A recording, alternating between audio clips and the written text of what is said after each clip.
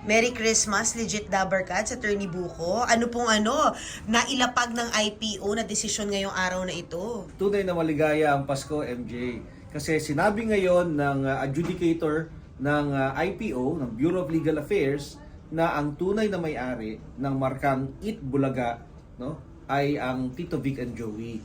Kaya kinansila ng IPO yung trademark registration ng tape para sa pinag-aawayang mark o yung title na Eat Bulaga. So panalo ang Dabbercats sa araw na ito. Ibig sabihin nito, hindi na pwede gamitin ba ng tape ang Eat Bulaga sa kahit anong merchandise, show, yun po ba yun? Kung susundin mo yung buod ng nilalaman ng desisyon, sinasabi na ang originator o ang gumawa nito ay ang TVJ. So dapat hindi na nila gamitin. Pero dahil may proseso pa ng apila, maaari sabihin nila na habang ito'y nakaapila, gagamitin pa rin nila. Bagamat meron ng finding of fact o pag sinasabi ng IPO na ang totoong gumawa nito ay ang Tito Vic and Joey. Pero napakalaking indication itong ibinaba na desisyon na ito. O malaking bagay ito, MJ, kasi may tatlong importanteng findings, no? Sinabi ng adjudicator o yung nag-aral mismo ng mga papel, no, na meron ng Eat Bulaga, wala pa ang tape. No? Sinabi yun ng desisyon, no? Na 1979 pa lang nandun na yung Eat Bulaga. Samantalang ipinarehistro ito ng tape mga 2011-2013. So makikita mo na nakita yon nung adjudicator ng IPO. Pangalawa, sinabi na pinaliwanag ng Tito Vic and Joey kung paano nila nabuo yung Eat Bulaga na marka. At mas kapani-paniwala ito, sabi ng adjudicator. At pangatlo, pinaka-importante, may karapatan ang Tito Vic and Joey na mabigyang proteksyon yung kanilang intellectual creation. At yun ang ating dapat pinopromote para ma-encourage yung mga taong maglikha, no, mag-create.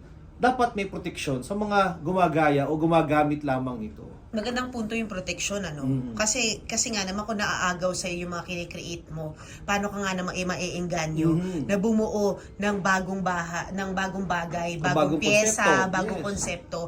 Ano sabi ng TVJ kanina? Umiyak ba? May iyakan ba? Lalo na kay Tito Joey? Bukas daw, 10 a.m. 10 a.m. may press Bibiginin con tayo. sila. Oo, abangan daw ninyo bukas ang full details. Nanginginig pa kanina, attorney, no? Parang pinadala mo sa Viber, naramdaman ko, nandun ka pa Oo. pala. Ano yung sabi sa'yo ng inyong mga kliyente? No, sabi nila ay nire-reserve nila ang kanilang emosyon. Pero lahat sila thankful. Magpapasalamat. Sabi nila, God's gift itong decision na ito. Dahil matagal na lang hinintay. At tanda mo, Ilang buwan yun? legacy na nila ito di ba?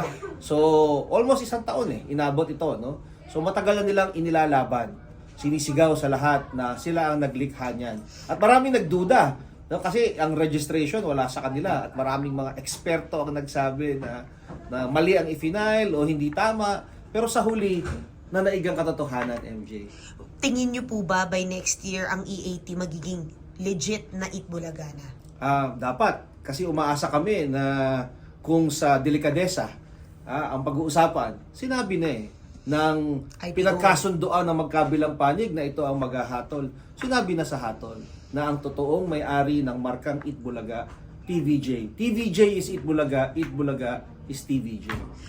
Yung yung pag-counter ng tape, syempre, kumbaga sa isang lawyer, step A, step B, hanggang step Z ata, na naisip mo na, naisip mo niya na syempre na magka-counter sila. Yes, At anong stand ng TVJ dito?